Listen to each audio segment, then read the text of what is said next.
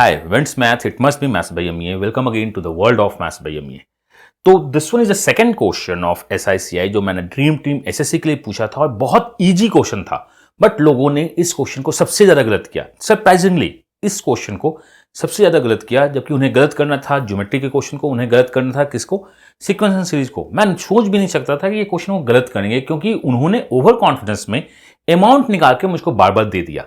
तो पहले मैं इस क्वेश्चन को सॉल्व करता हूं स्टेप प्रोसेस से, जिसको आप बोलते हैं ट्री प्रोसेस या ब्रांच प्रोसेस, एंड उसके बाद मैं इसको सॉल्व करता हूं कॉन्सेप्ट से। तो देखिए, ट्री प्रोसेस को इसको सॉल्व करने का सिंस कंडीशन सेटिस्फाई है। कंडीशन क्या है कि आपकी जितनी भी टाइम दी हुई है ये एपी में है, 14, 28, 42, ये एपी में है, मतलब गैप ऑफ टाइम आपका कॉमन है। अगर टाइम आपका एपी में होता है तो ही आप ट्री मेथड यूज कर सकते हैं कंपाउंड इंटरेस्ट को सॉल्व करने के लिए, एल्स ट्री मेथड सॉल्व नहीं होता है। 14 क्यों, इससे पहले देखना। और ट्री मेथड में आपका क्या है, C0 कंपाउंड जीरो, गैप भी आपका क्या है 14, मतलब ये कंपाउंड जीरो उस समय का कंपाउंड इंटरेस्ट जब हमने पैसा नहीं भी डाला था, then 14, then 28 and 42 are in AP, तो हम लोग सॉल्व कर सकते हैं। और मैं एक चीज बोलना चाहता हूं, time gap is nullified. What do you mean by the time gap is nullified, मैं आपको बताऊंगा जब मैं कॉन्सेप्ट करूंगा।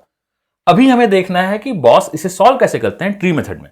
तो simple interest and compound interest में एक ही प्रॉब्लम होता है और एक ही चेंज होता है। इसमें हम लोग बोलते हैं EOI, इंटरेस्ट ऑन इंटरेस्ट लगता है कंपाउंड इंटरेस्ट में। सिंपल इंटरेस्ट में ऐसा नहीं होता है। तो अब मैं मानता हूं कि मेरा कुछ प्रिंसिपल था, अभी प्रिंसिपल निकालने की जरूरत भी नहीं है। मेरा ये प्रिंसिपल 14 ईयर्स के बाद मुझको 400 का इंटरेस्ट देता है। देखिए, 400 का इंटरेस्ट आपके पास देता है। आपका प्रिंसिपल होता ही होता है हमेशा आपके हाथ में। आपको एक नई इनकम मिलती है 14 ईयर्स के बाद। अगेन 14 ईयर्स के बाद ये प्रिंसिपल 400 ही देगा, नॉट 1400, 400। मतलब सेम टाइम पीरियड में आप सेम इंटरेस्ट लेते हैं। 2 साल के बाद ऐसा होता है तो अगले 2 साल के बाद भी वैसा ही होगा, हमेशा इसको पता रखिएगा। तो आपका एक प्रिंसिपल था 14 ईयर्स के बाद 1400 का इंटरेस्ट देता है, तो ये प्रिंसिपल 14 ईयर्स के बाद 1400 का ही देगा। बिकॉज अगर हम ओनली प्रिंसिपल में काम करें तो ये सिंपल इंटरेस्ट की तरह काम करता है। बट भाई साहब ये 14 साल में 400 का इंटरेस्ट दे दिए हैं। और अकॉर्डिंग टू क्वेश्चन क्या है कि 28 साल में आपके पास टोटल 1300 का इंटरेस्ट मिलता है। Total interest is 1300। ये मैं प्रिंसिपल लिख रहा हूं, यहां पे मैं टोटल इंटरेस्ट लिख रहा हूं, इससे याद रखिएगा। 14 ईयर्स के बाद 400 का इंटरेस्ट मिला है, देन टोटल आपका होना चाहिए कितना, 1300, तो यहां पे आपको 900 का इंटरेस्ट मिलता है। तभी तो ये 400 प्लस कितना होता होगा, 1300 का इंटरेस्ट जाता होगा, आप इसको पता रखिएगा। तो आपको इंटरेस्ट एक्स्ट्रा कितना मिल गया, 100। अगर ये ग्राफ समझ में आ गया तो बहुत इजीली सॉल्व कर सकते हैं। प्रिंसिपल 14 साल में 400 का इंटरेस्ट, नेक्स्ट 14 ईयर्स में अगेन 400 का interest, because principal alone is the simple interest. तो अगले 14 साल, because that one is 42 years, में भी अगेन वो 400 का इंटरेस्ट ही देगा, ये मुझे पता है। अब देखिए ये भाई साहब कहां से आ गए। क्वेश्चन में बोला था 1300, तो मैंने 400 तो पहला निकला था, 900 यहां पे होना चाहिए, तभी जाके 1300 मिलेगा। ये जो है ना, ये इंटरेस्ट ऑन इंटरेस्ट है। ये क्या है, इंटरेस्ट ऑन इंटरेस्ट। और आपका इंटरेस्ट ऑन इंटरेस्ट का क्या मतलब है, 400 500 का इंटरेस्ट दे रहा है, तो 5 into 4 टाइम्स का इंटरेस्ट दे रहा है, इसे मान लीजिएगा। बस इसे याद रखिएगा कि मेरा इंटरेस्ट पे इंटरेस्ट 5/4 लग रहा है, तो ये आगे भी देगा। ये 14 साल के बाद इतना देता, तो अगले 14 साल के बाद भी वो 500 का इंटरेस्ट देगा, ये आप पता रखिएगा। तो मैं इस छोटे वाली लाइन को थोड़ा सा ऊपर करके लिखता हूं, ये इंटरेस्ट मेरे को 500 का इंटरेस्ट देगा। अब ये जो 900 है ये कितना देगा, ये भी देगा क्या, 5/4, बिकॉज अगर कुछ नहीं बोला जाता तो इंटरेस्ट कॉमन होता है। तो 5/4 इंटू 500 इज 1125। अब देखिए, 14 साल के बाद 400 का इंटरेस्ट हुआ, 28 साल के बाद टोटल 1300 का इंटरेस्ट हुआ है। यहां अगर मैं ऐड कर दूंगा, मैंने लिखा क्या, पहला मेरा क्या है, प्रिंसिपल, दूसरा क्या है, पहले इंटरेस्ट, तीसरा क्या है, दूसरा इंटरेस्ट। ऐड करते हैं 2590 और यहां पे हो जाएगा 2025 का 28 साल के बाद इंटरेस्ट मिलेगा। हमसे पूछा गया कि टोटल भैया बताइए 42 ईयर्स का इंटरेस्ट कब होगा, तो 400, 900 और इसको अगर मैं ऐड कर दूं तो 1300 और यहां अगर मैं ऐड कर दूं तो ये हो जाएगा, टोटल इज 3325 और यही इसका आंसर है। बस ये हो गया step wise process. 400 400 400 according to principal, 500 extra to make 1300 because 900 total था, वो हमने निकाला। अगर आपसे क्वेश्चन पूछा जाए प्रिंसिपल कितना है, तो आपको पता होना चाहिए कि हमें मल्टीप्लाई करना क्या है, 5/4 फैक्टर्स। तो P इंटू 5/4 इक्वल टू ये इंटरेस्ट मिलता होगा और यही आपका प्रिंसिपल होगा 320। ये हमने स्टेप वाइज प्रोसेस बनाया है जो बेसिक है और कंडीशनल है, अगर इफ एंड ओनली इफ आपका सारा का सारा टाइम होता है किसमें है, एपी में। अब चलिए सॉल्व करते हैं हम लोग इसको कॉन्सेप्ट से, जो कि बेस्ट मेथड है और हमेशा यूज होगा अगर आपका टाइम एपी में नहीं हुआ तो।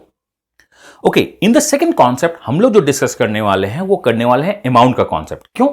कंपाउंड इंटरेस्ट में आपके पास जो पहला चीज पता होना चाहिए वो फॉर्मूला अमाउंट का होता है, कंपाउंड इंटरेस्ट का नहीं होता है। तो आपको ये फॉर्मूला तो पहला पता होना ही होना चाहिए, मतलब हमें अमाउंट में कन्वर्ट करके अगर मैं सॉल्व कर दूं तो आंसर आएगा। दूसरी बात पता होना चाहिए अमाउंट का रेशियो, मतलब अगर 2 साल का अमाउंट एक्स साल और वाई साल है, मतलब एक्स और वाई साल का अमाउंट दिया हुआ है, रेशियो निकालिए और इसको एम और एन ईयर के अमाउंट से अगर मैं कंपेयर कर दूं तो यहां का जो डिफरेंस होता है इसका पावर होता है, यहां का डिफरेंस इसका पावर होता है। आपको ये 2 बात पता होना ही चाहिए, बहुत बेसिक से पता है, ये क्लियर है। अब इसी कॉन्सेप्ट पे मैं यहां पे सॉल्व करना चाहता हूं तो आपको तीसरी बात भी पता होनी चाहिए कि अमाउंट जीरो को प्रिंसिपल बोलते हैं। तो प्लीज आप स्क्रीन को पॉज करके इस तीनों चीज को याद कर लीजिएगा, रिकॉल रखिएगा। अमाउंट जीरो जो होता है वो क्या होता है, एक्चुअली अमाउंट जीरो होता है प्रिंसिपल, क्योंकि हमने जीरो का मतलब क्या हुआ है, उस समय जिस समय टाइम स्टार्ट भी नहीं हुआ है हमारे पास जो पैसा होगा वो प्रिंसिपल होगा। यहां पे जो मैं एक्स और वाई लिख रहा हूं ये टाइम लिख रहा हूं। तो अब देखिए, सबसे पहले तो मुझको पता है बॉस अमाउंट जीरो क्या है हमारा, प्रिंसिपल। और जो छोटा सा चौथी बात है जो सबको पता है, अमाउंट प्रिंसिपल प्लस इंटरेस्ट होता है। तो अगर मैं 14 साल के बाद का अमाउंट निकालूंगा तो मेरे प्रिंसिपल में 400 ऐड होगा, ये मुझे पता है, ये ठीक है। अगर आप 28 साल के बाद का अमाउंट निकालिएगा तो प्रिंसिपल में 1300 होगा। किसी तरह मेहनत करके अगर मैं 42 साल के बाद का अमाउंट निकाल दूं और उसमें से प्रिंसिपल घटा दूं तो मेरा आंसर आ जाएगा। अब मैं इस रेशियो फॉर्मूले को यूज करता हूं, मैं लिख सकता हूं A14 by A0 is actually equal to A28 by A14। देखिएगा यहां का अंतर कितना है, 14, तो यहां पे पावर 14 जाएगा। यहां का अंतर कितना है, 14, तो यहां पे पावर 14 जाएगा। और 14 कट के क्या हो जाएगा, नलिफाइड। मैं यही बोल रहा था कॉन्सेप्ट 1 में कि अगर आपका टाइम गैप सेम होता है तो आप नलिफाइड कर देते हैं। तो मैं इस 14 को हटाता हूं, इसे मैं यूज करूंगा, बट मैं एक कॉन्सेप्ट और लिखता हूं। अगर मैं क्रॉस मल्टीप्लाई कर दूं तो ये दिखता है A14 square is equal to A0 and A28, जो कि होता है ज्योमेट्रिक मीन और जीपी में। तो आपको जो 5वां कॉन्सेप्ट पता होना चाहिए वो ये पता होना चाहिए कि अगर टाइम एपी में है तो अमाउंट जीपी में होता है। तो ये 5 चीज आप प्लीज नोट कर लीजिएगा याद से। जितने भी कॉन्सेप्ट लिखे हैं बहुत तगड़े कॉन्सेप्ट हैं और ये बहुत ज्यादा यूज होते हैं, इसको यूज करते हैं आपके लिए। A14 कितना दिया हुआ है, P प्लस 400, ये कितना दिया हुआ है, P प्लस 1300। A28 कितना दिया हुआ है, P प्लस। A14 कितना दिया हुआ है, P प्लस 400। A0 कितना दिया हुआ है, P।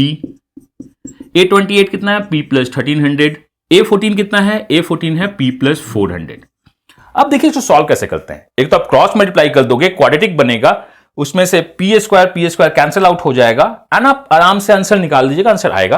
या दूसरा मेथड है, यहां देख लीजिए, इसमें अंतर कितने का है, 900 का। यहां अंतर कितने का है, 400 का। गैप मर्जर अगर मैं देखूं तो मेरा 4 और 9 का रेशियो है, तो इसको 9 से मल्टीप्लाई करते हैं और इसको 4 से, रेशियो मेरा सेम हो जाएगा। यहां दिखेगा क्या, 9p, यहां दिखेगा 4p, तो इधर आके बचेगा 5p। यहां पे है आपका 200, यहां पे है 3600, तो यहां जाएगा आपका 200 एंड 3600, यहां जाएगा 100। p का वैल्यू 320 आया है, मेथड 1 से भी 320 आया था। अब आप बोल सकते हैं सर मेथड 1 से ही सॉल्व कीजिए, इजी है।